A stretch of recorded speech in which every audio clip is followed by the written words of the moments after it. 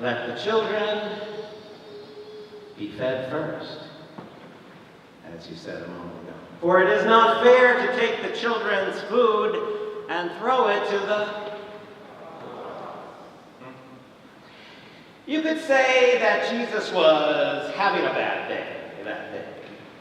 You could say that he was having like an off day. And who doesn't have an off day? You could say that we all toss off comments from time to time without thinking very much about them. Comments like that. You could say that his reluctance to help this woman who's not of his religious group, not of his gender, not of his nationality or his ethnicity, is a trap we also fall into. It's probably easier for most of us to sympathize with someone whose perspective or appearance or life experience is closer to my own. Yes, Jesus is in a foreign land. He's not in Kansas anymore. He's in her land, the land of Tyre and Sidon, what's now Lebanon. And in this land, he's the foreigner. He is the guest in this land. But he's in a private house, it says. Presumably, he's there in that house among friends, maybe among his followers, people who are more like him. And maybe calling this woman a dog is throwing a bone, so to speak, to his wider audience, whoever they may be, those gathered in the house that day. I could make other excuses for Jesus. Just wants me. I could say that some scholars point out that the word dog, that word dog, that sounds kind of harsh to us in English, and that we assume would be a powerful insult in the ancient Near East, even more so than here and now. You could say that the word translated dog is a poor translation of the Greek word kunarion. Kunarion, it's a diminutive. It could be translated little dog, cute little young dog. You could say Jesus isn't calling her a dog, he's calling her a puppy. As though that makes it okay. Now, I could say that I'm not going to judge Jesus until I'm sure that I'm free of making any thoughtless, hurtful, and insensitive comments myself. Now, thoughtful as I am, thoughtful as you know me to be, there are times when even I say snarky things. And I sometimes hear others saying snarky things, even in church. Believe it or not. Imagine that. Now, certainly in our current cultural, our current political context, name-calling has become more common than at any time I can recall. A time when insults show up too easily in social media. And I could blame it on our tweeter-in-chief, but truth is, these easy insults show up all over the place. They show up in back and forth comments posted at the end of newspaper articles to such a degree that a lot of news outlets don't bother posting comments anymore. They show up at the end of otherwise innocent Facebook posts, people going at each other that they don't even know. When in doubt, call it out and throw a little shade, because God knows there's plenty of shade to throw. So, all of which is by saying, it would be very easy to make excuses for Jesus. But he doesn't ask us to. And so I'm not done. Because when our Syrophoenician friend calls him on the insult, he doesn't get defensive, does he? He backs off. He changes his mind. He turns it around. He sees he's being a jerk, frankly. He understands he's had a bit of what I would call a compassion gap. This person, who for me is defined by his compassion, has suffered a compassion gap. A compassion gap. He's fallen into this compassion gap, but when he meets a little resistance, he gets it. He turns around, he backs off, he gives her the help, and more importantly, or as importantly, he gives her the respect that she requires, that she deserves, that she needs. So today I want to talk together a little bit about this compassion gap, because I think it's at the root of some of the frustrating and perturbing things that are going on in our current culture. And I would like, before I'm done, to suggest a few ways to avoid this compassion gap. A compassion gap that I think we all, from time to time, fall into.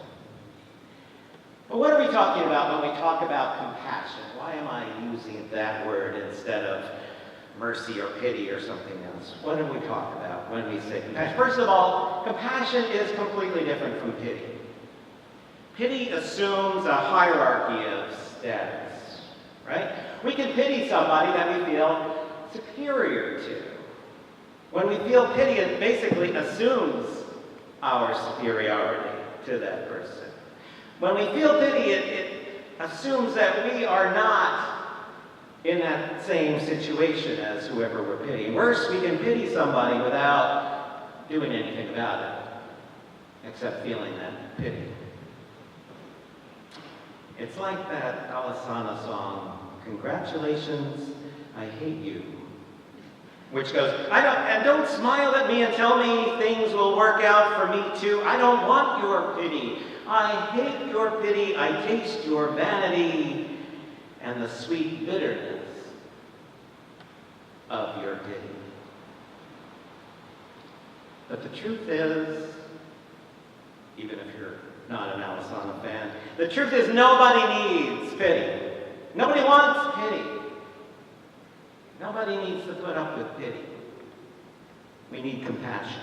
We need to give it and we need to receive it. Here's how compassion is different. Compassion assumes that we're on the same level, you and I. Compassion requires us being on an equal level, being on the same level. It knows that all humans, all sentient beings are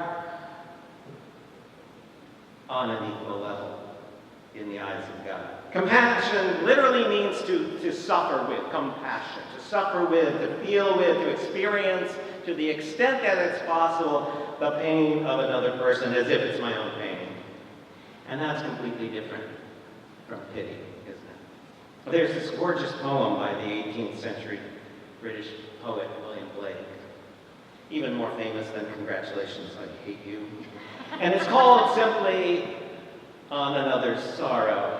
It starts off with these words of compassion, of feeling with, these words of suffering alongside. Can I see another's woe and not be in sorrow too? Can I see another's grief and not seek for kind relief? Can I see a falling tear and not feel my sorrow's share? Can a father see his child weep, nor be with sorrow filled? Can a mother sit and hear an infant groan, an infant fear? No, never can it be. No, never can it be. And can God, who smiles on all, hear the wren with sorrow small, hear the small birds' grief and care, hear the woes that infants bear, and not sit beside the nest, pouring pity in their breasts, and not sit the cradle near, weeping tear, falling on infant's tear. In Blake's mind, this way of compassion, this very human way of compassion is what brings us close to the divine. It's what makes us capable of approaching the divine closer and closer to the way of God. Now that's why this story about Jesus and his failure to feel with the Syrophoenician woman is so jarring for me. It's so troubling for me. It's one I return to often. It's because I lean so much on Jesus as I try to grow closer in my life to the ways of God. As I try to grow closer to those divinely inspired paths of love and justice and reconciliation. As I try to get closer to that God-inspired path of compassion. Especially since in my way of looking at it, it's that amazing compassion of God, the God that I meet in the Bible, the one who Rabbi Heschel calls not the unmoved mover of Greek philosophy, but the most moved mover. The most moved mover whose tale is told, whose characteristics are given to us in the pages of Scripture, that most moved mover, who is the one who feels with us, whose eye is on the sparrow, so we know that God is watching us. It's the companion of God. It's the compassion of God. That felt compassion of God that leads God to become one of us in the first place, that led God to become one of us in the person of Jesus in the first place. But the other side of that is that being one of us means that sometimes Jesus falls like we do into a compassion gap. This big fail of Jesus is that he sees this woman as different, as less than. He allows this difference that he sees in her gender, religion, ethnicity, and nationality. He sees it and thinks it matters. And that causes this compassion gap in him, as it does for us. Luckily for Jesus, he meets resistance, and it's a compassionate resistance. This Syrophoenician woman stands up for herself, but she does it in a way that takes his words and turns them around in such a way that he can accept that resistance. That resistance. I want to talk about the compassion gap. Because, like I say, I think it's at the root of what's going on around us. Some of the frustrating, perturbing things about our current culture. And I want to give you a couple of ways to try to avoid the compassion gap, if you're willing. First is a way that's hinted at in the reading we had today. Be open. Ephphatha. Jesus tells that to the man who can't hear, the man who can't speak. Be open. Be open. But he might also be saying it to himself, having been called on his narrowness by the Syrophoenician woman, having realized his compassion gap by her persistent resistance. He's more conscious of his shortcomings, his own biases, his own limitations in this time, in this moment. Be open. Be open. We all have these ways of seeing borders where there are none. We see boundaries where God has drawn none. We see walls and fences that separate us from each other, even if they're only in our imagination, and they cause us to fall into this compassion gap. And there are times when we need to call ourselves and each other on it. When we need to yell to ourselves, be open! Repeat that after me. Be open! Be open! Be open! There are times we need to shout it. Be open! Be open! Be open! There are times when we need to turn to the person next to you and shout, be open! There are times when we really need to do it and shout, be open! Be open! Ephphatha! Oh, yeah, okay. So your Aramaic like mine. Be open. Be open. I don't care about your Aramaic, but remember the English as we go about our week today. Be open. Try to be open. Charlene asked me a question as we were looking at the Syrophoenician story together. Her question was this. Jesus is in the house with whoever he's with. How did she get in? Who let her in? Who opened the door? Who said to that door, be open? Be open. Somebody opened the door for that woman. Somebody who was not at that moment suffering that same compassion gap.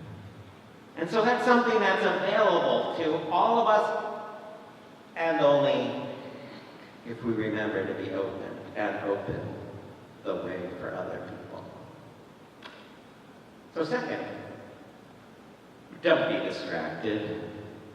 Don't be distracted. So much of what we read and see and hear about, it's just a distraction from what matters. Does anybody else get up in the morning and wonder what the tweet of the night was? What tweet appeared while I was blissfully sleeping? I do. And then I think, man, that is just a distraction. And it's a distraction from things that are actually going on. And yes, sometimes it's a cause of our compassion gap. And sometimes it's just a sign of that compassion gap. A sign that can remind us not to give in to the compassion gap. Not to fall in to that gap. Because it's just a distraction. I thought of that yesterday when, in the middle of the day, I was up in the church attic. It's a very interesting place. Anybody been in the church attic? Anybody want to go? Yeah, it's pretty cool. But what was I doing in the church attic, you may ask? What were you doing? Thank you. I'm glad you asked. Well, I was up there with our building superintendent, Danny, and two of our maintenance/security guys, Jason and Jose. And I dragged them up there to try to figure out where this leak that we have was coming from. Now, it's not surprising to have a leak in a building of this antiquity, but I don't like the leaks. They trouble me, and they're not a good thing, and I wanted to do something about it. So I brought them up there. I guess the truth is, I thought I knew exactly what was happening. I thought I knew exactly where the leak was coming from. So really, I brought the three of them up with me to prove that I was right. But something was wrong. Things did not seem to be the way I had assumed them to be. So at one point, I made us all turn off our flashlights, or lighting away. This was very frightening to Jose. He was not sure he wanted to be there in the first place. I wasn't sure who really was there with us. But I made us turn off our flashlights, and we sat there for a moment in the dark. And we looked up at the roof above us. And suddenly it became very, very clear what was going on. And it wasn't what I had said, and it wasn't what I assumed. But in the dark, without the distracting light around, it became clear what was going on, what the trouble really was. These little spots of light that appeared as we looked up at the roof.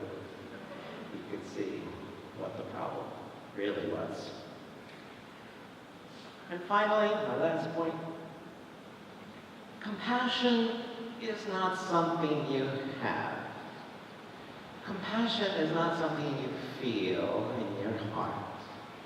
It's something you do. Compassion requires action. It's something that you do. It compels us to act. It compels us to reach out to somebody else. You can't stay in yourself. You can't stay wrapped up in your stuff if you're acting out of compassion. So how do we get to that place of compassion? Be open to the humanity around you, the humanity of all around you. Don't be distracted by those things that divide us. And last, and most important, do your compassion. Do your compassion. Do your compassion. Come, ye compassionate followers of Jesus. Reach out your hands in love, fearlessly feel. Love knows no boundaries. Love knows no borders. Earth has no sorrow that love cannot heal. Let's sing that together.